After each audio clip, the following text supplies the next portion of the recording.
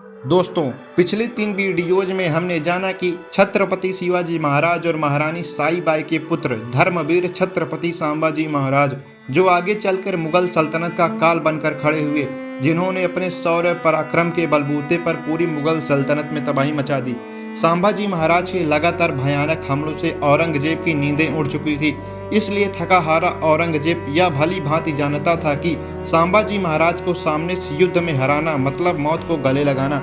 इतना जबरदस्त खौफ मुगलों के अंदर संभाजी महाराज का बैठा हुआ था, पर अपने ही लोगों की गद्दारी का ग्रहण संभाजी महाराज को लगा।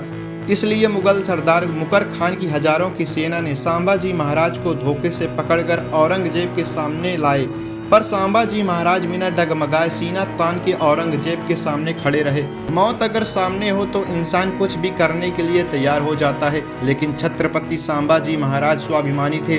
उन्होंने नहीं कहा औरंगजेब को मुझे छोड़ दो, माफ कर दो, शरण दे दो, बल्कि उसके ही दरबार में उस औरंगजेब की इज्जत की धज्जियां उड़ा दी। अपने ही दरबार में अपने ही लोगों के सामने हुई बेइज्जती को औरंगजेब सह नहीं पाया। वह गुस्से से आग बबूला हो गया और उसके आदेश पर धीरे धीरे संभाजी महाराज की खाल को खींचा गया। दर्द ज़्यादा हो इसलिए जख्मों पर नमक डाला गया, मिर्च को आंखों में डाला गया, बालों को खींचा गया, शरीर से मांस के टुकड़े निकालकर कुत्तों को खिलाए गए, उंगलियां काटी गई, हाथ काटे गए, गर्म लोहे की कीलों को आंखों में घुसाया गया, जवान काटी गई। हर रोज उनके शरीर से एक एक अंग को काटा जाता था। अपने पिता छत्रपति शिवाजी महाराज के हिंदवी साम्राज्य के सपने के लिए और राष्ट्रीय धर्म के लिए 40 दिन तक इन दर्दनाक यातनाओं को छत्रपति संभाजी महाराज सहते रहे। अंत में थक हार कर औरंगजेब ने 11 मार्च 1689 को फाल्गुन अमावस्या के दिन छत्रपति संभाजी महाराज की क्रूरता से हत्या कर दी। बरतने पर भी वह नीच औरंगजेब रुका नहीं। उसके आदेश पर मुगल सरदार जुल्फिकार खान ने गढ़ किले पर आक्रमण करके संभाजी महाराज की पत्नी रानी यसुबाई और उनके 7 साल के पुत्र साहू महाराज को कैद कर लिया। लेकिन इस हमले से संभाजी महाराज के छोटे भाई राजा राम महाराज बच निकले। छत्रपति संभाजी महाराज की मृत्यु से पूरे मराठा साम्राज्य पर अंधकार छा गया था।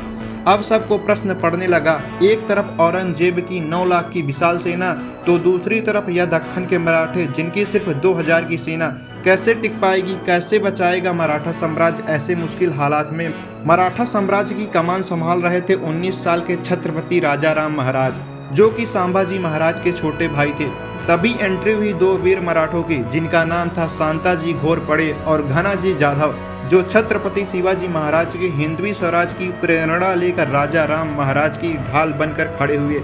पर औरंगजेब कहाँ रुकने वाला था? वह सोचने लगा, काबुल कंधार से लेकर बांग्लादेश तक और उत्तर से लेकर मध्य भारत तक सब कुछ तो मैं जीत चुका हूँ। अगर दक्खन से इन मराठों को सफाया कर दूं तो हिंदुस्तान का बादशाह बन जाऊंगा। इसलिए अगले ही दिन उसने जुल्फिकार खान, मुकर खान, गाजीउद्दीन खान, साहूबुद्दीन खान जैसे एक से बढ़िया एक ताकतवर सरदारों को इकट्ठा करके और अपने लाखों का लश्कर लेकर वह निकल पड़ा। मराठों का नामो निशान मिटाने पर छत्रपति संभाजी महाराज की चिता की जलती हुई आग की लपटें हर मराठा के शरीर पर लग चुकी थी। अब हर मराठा हिंदवी स्वराज्य की चिंगारी को अपने अंदर तेजी से भड़का रहा था। मराठे कब से बेचैन थे अपने राजा की मौत का बदला लेने के लिए।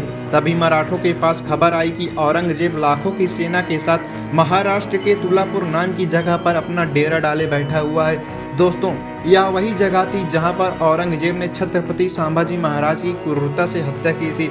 इसलिए बिना देरी किए अगले ही दिन वीर मराठा योद्धा शांताजी घोरपड़े और गिने चुने चंद मराठा सैनिक निकल पड़े, नंगी तलवारें लेकर काल से हाथ मिलाने, और अगस्त 1689 को हर हर महादेव और छत्रपति शिवाजी महाराज की घोषणा देकर 2000 मराठे औरंगजेब की लाखों की सेना पर एक खूंखार शेर की तरह टूट पड़े। जो भी मुगल सैनिक मराठों के हाथ में आते, मराठे उनकी गर्दन काट कर सीधा अल्लाह के पास पहुंचा देते। मराठों ने मुगलों को काट काट कर मौत का तांडव मचा दिया। मराठों के यूं अचानक हमले से पूरी मुगल छावनी में भगदड़ मच गई। इसलिए मुगल जोर जोर से चिल्लाने लगे, हुजूर मराठे आ गए। एक तरफ लाखों की मुगल सेना औरंगजेब की जान बचाने की कोशिश में लगी हुई थी, तो दूसरी तरफ मरने और मारने के लिए तैयार मराठे थे। मराठों ने मुगल छावनी में घुसकर कुछ इस तरह के कत्ले आम मचाया कि औरंगजेब अपनी जान बचाकर दुम दबा के भाग गया।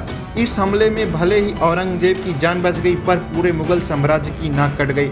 मराठे यहीं नहीं रुके, अब मराठों ने मुगल छावनी के ऊपर के 2 सोने के कलश काटकर और इस अभियान को सफलतापूर्वक अंजाम देकर सिंघर किले को लौट गए। अगले दिन जब सुबह हुई तो औरंगजेब मुगलों की मौत का मंजर देखकर हैरान रह गया और कहने लगा, या अल्लाह, किस मिट्टी के बने हैं मराठे, या ना थकते हैं, ना झुकते हैं, ना पीछे हटते हैं। इन्हें मिटाते मिटाते कहीं हम ना मिट जाएं।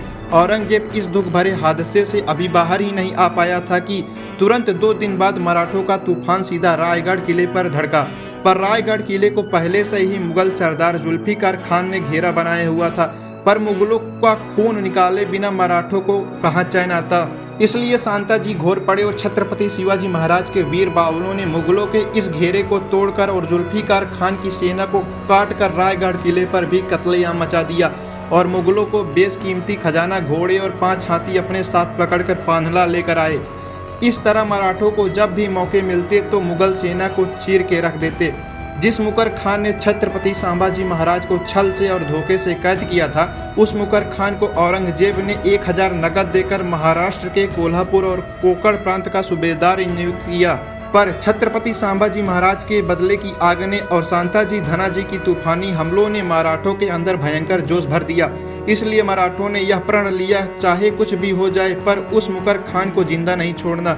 और दिसंबर सन 1689 को मराठों ने मुकर खान की विशाल सेना को घेरकर हर हर महादेव की गूंज के साथ काटना शुरू कर दिया। इस घनघोर युद्ध में अब सांताजी घोर पड़े ने मुकर खान को पकड़कर इतना जबरदस्त तोड़ा कि खून से लथपथ पड़े। मुकर खान की यह दुर्दशा देखकर मुगल सेना उसे जंगलों में लेकर भाग गई, पर मराठों ने मुकर खान को इतना जबरदस्त तोड़ा था कि उसकी तड़प तड़प कर मौत हो गई।